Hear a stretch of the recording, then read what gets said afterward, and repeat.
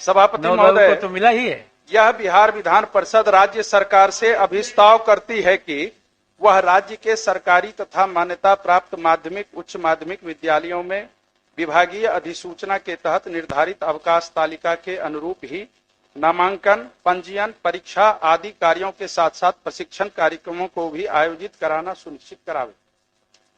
माननीय सभापति महोदय, इस संकल्प के लाने के पीछे उद्देश्य यही है, प्रशासकीय विभाग, शिक्षा विभाग, लेकिन बिहार विद्यालय परीक्षा समिति द्वारा चाहे वो मासिक परीक्षा हो या वार्षिक परीक्षा हो या सेंटअप परीक्षा हो, विभाग द्वारा यूडाइस कोड का कार्य हो, पंजीयन कार्य हो, परीक्षा प्रपत्र भराने का कार्य हो, आए दिन लगभग 5-7 वर्षों से देखा जा रहा है विभागीय जो अधिसूचना है, जो निर्धारित अवकाश तालिका है, उसकी अनदेखी करके बिहार विद्यालय परीक्षा समिति भी और विभाग भी, एक बिहार शिक्षा परियोजना है, एक SCERT है, राज्य शिक्षा एवं शोध संस्थान, शिक्षण प्रशिक्षण संस्थानों में छुट्टी में ही चलाती है।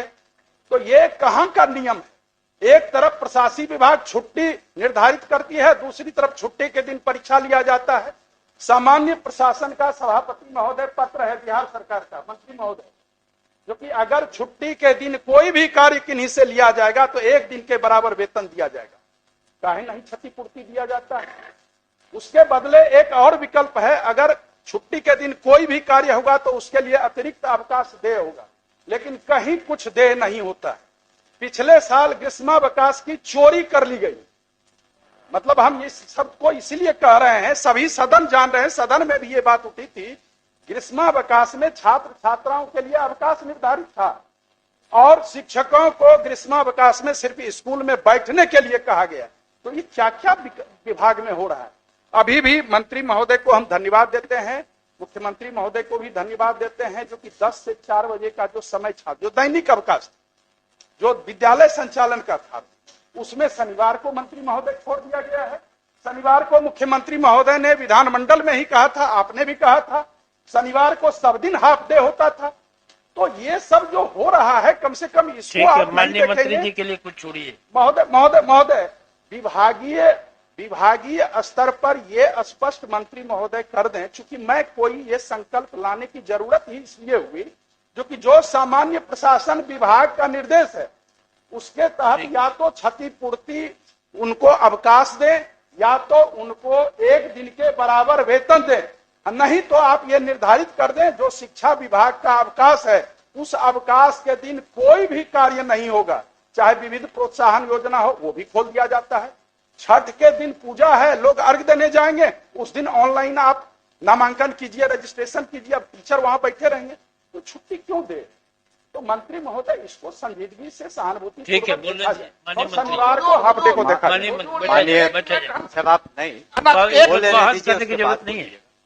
माननीय सभापति महोदय, माननीय सदस्य को पहले तो विभाग को धन्यवाद देना चाहिए। ये महिलाओं के कहने पर हमने जितिया पर्व पर कभी छुट्टी नहीं रहती थी, हमने दिया। छठ के पर्व पर 1 दिन अतिरिक्त अवकाश दिया क्योंकि महिलाओं की संख्या शिक्षा विभाग में ज्यादा है। तो इसका भी उनको जिक्र करना चाहिए कि अगर हम लोग संवेदनशील नहीं रहते तो छठ पर अतिरिक्त, जबकि वो सरकारी घोषित नहीं सरकार, लेकिन नहीं।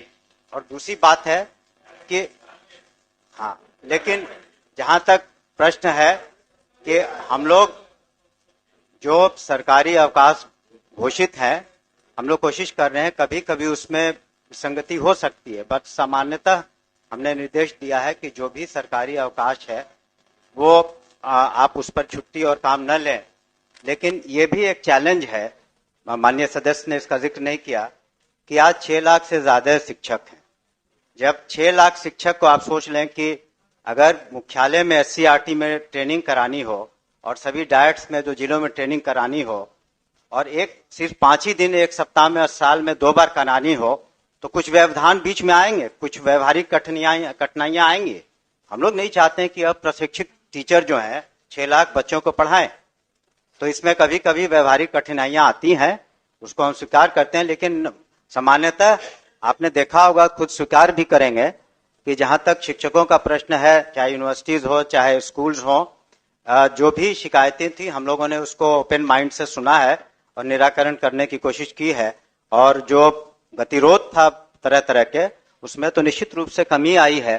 और हम लोग संवेदनशील हैं कि जो भी माननीय सदस्य लगातार हमसे मिलते रहे हैं, सभी माननीय सदस्य, और उनकी बातों पर हमने अमल भी किया है। लेकिन कुछ व्यवहारिक कठिनाइयां आती हैं प्रशासन में।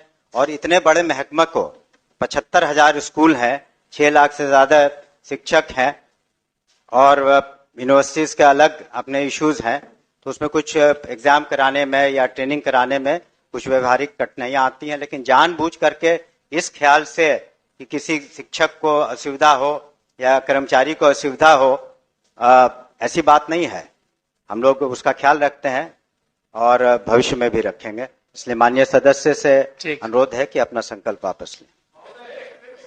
महोदय, हम लोग संजीव जी ने तो सिर्फ कहा है कि एक ही आदमी शिक्षा विभाग का जो मालिक है वो शिक्षा विभाग को संचालन करे। कई मालिक बन जाते हैं, कई महावत बन जाते हैं, इसके चलते कठिनाई हो रही है। और महोदय, कुछ तो अव्यवहारिक बात माननीय मंत्री ने कहा, कुछ प्रॉब्लम। हम लोग संजीव जी ने तो सिर्फ कहा है कि एक ही आदमी शिक्षा विभाग का जो मालिक है वो शिक्षा विभाग को संचालन करे। कई मालिक बन जाते हैं, कई महावत बन जाते हैं, इसके चलते कठिनाई हो रही है। और महोदय, कुछ तो अव्यवहारिक बात माननीय मंत्री ने कहा, कुछ प्रॉब्लम होता है महीने महीने परीक्षा, 7 दिन 6 दिन परीक्षा होता है तो 6 दिन ऐसे गया क्लास, 7 दिन कॉपी दिखाता है तो 7 6 13, 5 गो छुट्टी होता है तो 13 आप 5 आप जोड़ लें महोदय, 18। तो इस तरह से, और कोई उस रिजल्ट का असेसमेंट नहीं है। महीने महीने एग्जाम हम ही लोगों के स्कूल में, सरकारी स्कूल में होता है और उसका असेसमेंट करेंगे तो 0। आखिर किस उद्देश्य से आप परीक्षा लेते हैं? तो आप असेसमेंट कीजिए ना कि उससे कुछ फायदा हुआ है या घाटा हुआ है। आपके प्रश्न पत्र पहले से लीक रहते हैं, 4 दिन पहले भेज देते हैं, सब बच्चा को बताया जाता है।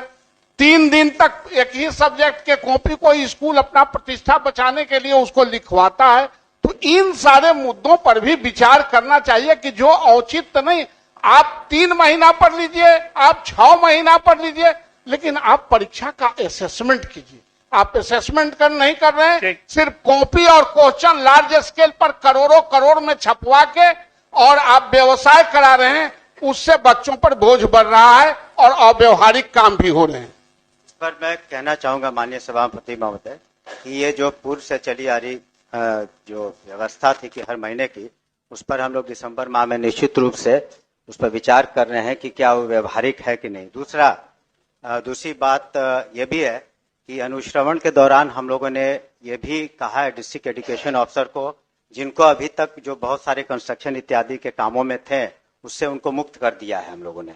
तो अब स्कूल्स की ग्रेडिंग भी हम लोग करना इसी वजह से चाहते हैं, इस ख्याल से नहीं कि कोई स्कूल अगर ग्रेडिंग में नीचे हो तो वहां पर किसी शिक्षक को हम लोग गलत व्यवहार करेंगे या उन पर कार्रवाई करेंगे। इसलिए हम लोग ग्रेडिंग करना चाहते हैं कि वैसे स्कूल जो अपने परफॉर्मेंस में थोड़े नीचे हैं, उनको ऊपर कैसे लाया जाए। तो ये जो बात आपने परीक्षा की कही, उसको व्यवहारिकता के दृष्टिकोण से हम लोगों ने देखा और दिसंबर में उस पर निश्चित रूप से एक निर्णय ले लेंगे। अब वापस लीजिए अपना संकल्प अब तो वापस ले लें। कोई बहुत देर तक नहीं। सर इसको लाए हैं तो संक्षिप्त में समय होना निर्धारित है। मैं सर 33 दिनों का जो ईएल है वो भी पत्र निर्गत नहीं हुआ है। आपने ग्रीष्मावकाश की कटौती कर ली। दूसरी बात महोदय, बस सब बात आ गई, कंक्लूड सर, वो नहीं आई थी, बस कंक्लूड कर रहा हूं। दूसरी बात, आप अतिरिक्त वेतन दें, अतिरिक्त अवकाश दें, ये आप सुनिश्चित करें। बस मेरा तो यही सवाल है, और तो कोई सवाल नहीं है। ना पूर्ण वेतन दिसंबर में सब कर रहे हैं, हैं, राज्य कर्मी का वेतनमान, ना पूर्ण वेतनमान। माननीय मंत्री ने आपसे आग्रह किया है। आपके इस वचन से, जो कि मैं इसको दिसंबर तक में देखूंगा, परीक्षा के मामले में भी और अवकाश के मामले में भी प्रशासनिक विभाग ही कार्य कराएगा। आप कृपया अपने स्तर से बिहार विद्यालय परीक्षा समिति और शिक्षण प्रशिक्षण संस्थान को भेज दें पत्र, उसके बाद मैं वापस लेता। ठीक, संकल्प अनुमति से वापस लिया गया। माननीय सदस्य नागेंद्र कुमार।